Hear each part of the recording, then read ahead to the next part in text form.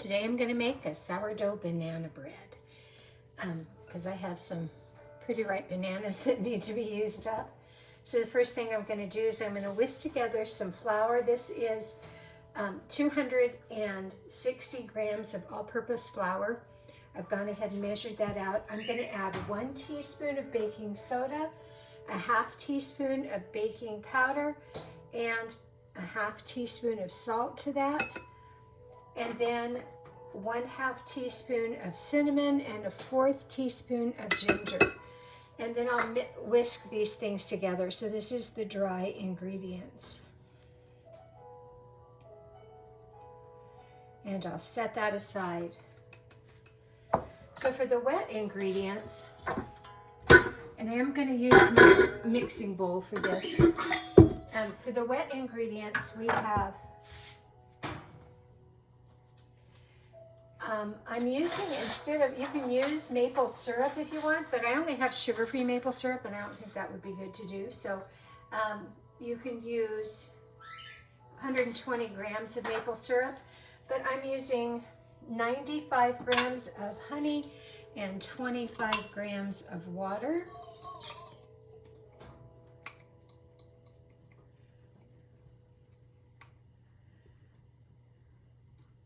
I think the maple flavor would probably be good, but like I said, if it's going to be banana bread, you might as well have all the sugared ingredients in it too. And then I'm going to add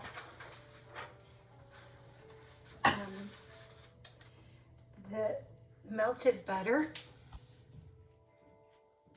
So I'm just going to pour this in. It's about a half a stick of butter. But I'm using recipes that are by grams, and this is 75 grams of melted butter. And then you're going to add 2 eggs.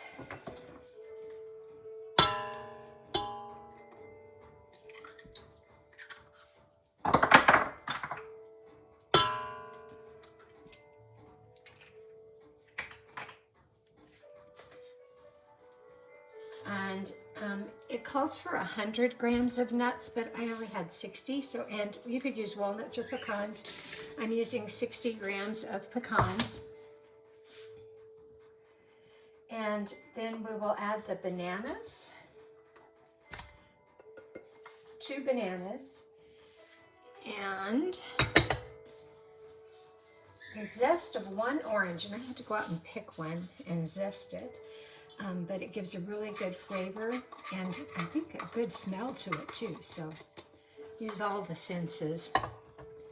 And then a teaspoon of vanilla, which I'm going to need to get more vanilla too. Goodness, nuts and vanilla on my list.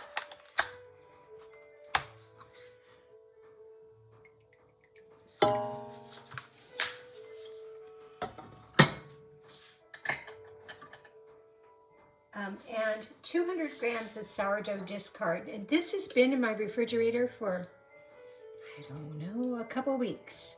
It had a layer of the liquid, a gray liquid on top, which is the hooch, so I just stirred it up.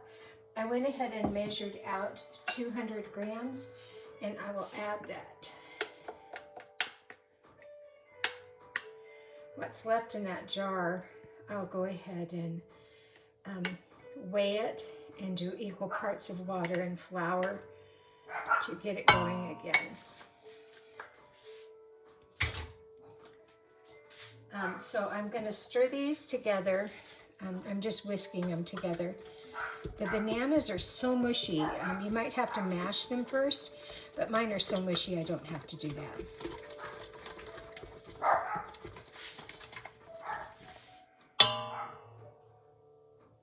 I decided not to use my mixer. I'm pretty sure this is going to be pretty much a runny batter. So then you're going to add the dry ingredients in 2 batches. So it's only this much. So I'm going to do about half now.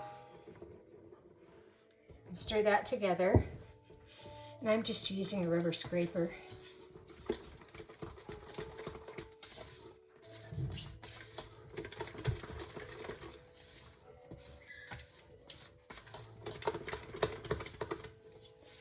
And the other half.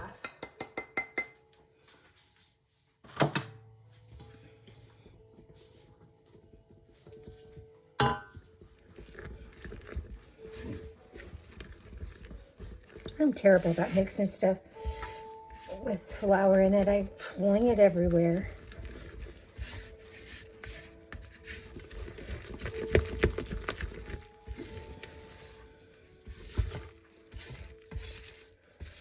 And not over mix, but just make sure all the dry ingredients are moistened. I've greased a loaf pan with butter. My oven is preheated to 350 degrees. And I will add the batter to the loaf pan. It should be about 3/4 of the way full. You know, all loaf pans are different sizes, and I don't know what size this one is, but we shall see how it goes. With the starter, it's not really so much for the rising ability on it, but it will help the baking soda and baking powder. And then I just kind of mush it out to try and get all air bubbles out and smooth it out evenly. Then we put it in a 350-degree oven to bake for 50 to 65 minutes.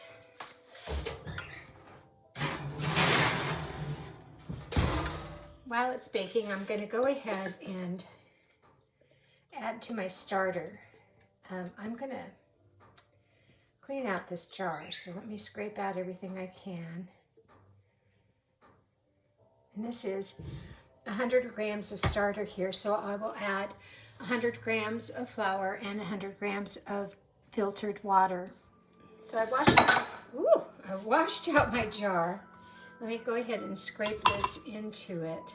I'm going to go ahead and add my 100 grams of water and flour first, and then put the starter on top. So I put on my jar, and I'm going to zero out the scale. I measure in grams. So this is going to be 100 grams of water. This is filtered out of the fridge, and then I can't talk and pour at the same time. And then I microwave it to get it just lukewarm temperature.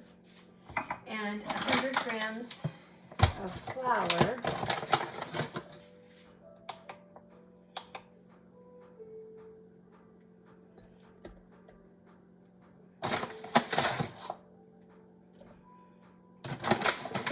I'm using this Bob's Red Mill unbleached all-purpose flour. It's on sale at Fry's.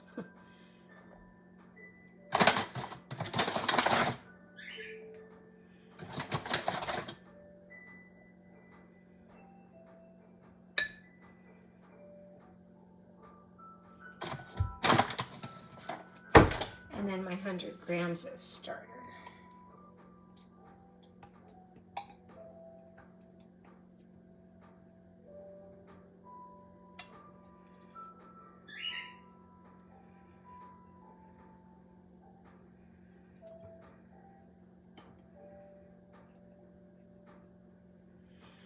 And then stir.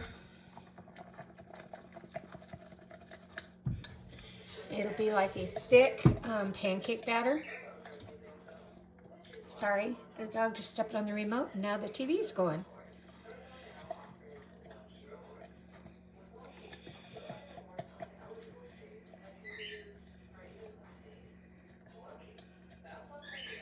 And I do scrape down from the bottom up too, to make sure that I get all the stuff that might be stuck on the bottom and the sides.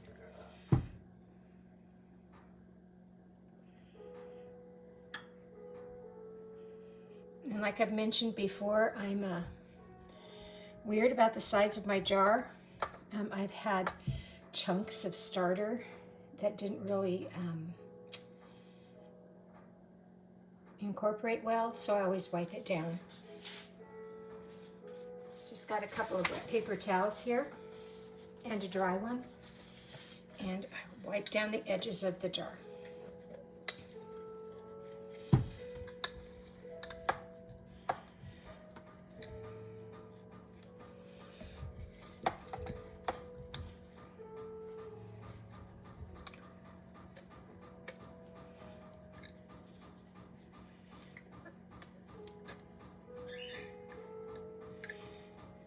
And then final edges. Okay, so this is going to sit probably about 4 hours until it doubles. These bands come with a jar so you can set it to where it's at. And once it doubles, it's going to be an active starter. And I am starting some bread tonight that I'm going to use with an active starter, so it should be ready about 4 o'clock this afternoon. It's been 60 minutes. This is what it looks like. It is supposed to, you can insert a knife and it should come out clean when it's done. So let's see what we've got here. Yep. So I'm going to let this cool and then I'll slice it. And let it cool just a few minutes, and I'm going to go ahead and see if I can easily turn it out onto a wire rack so it can cool a little faster. Let's see what we got here.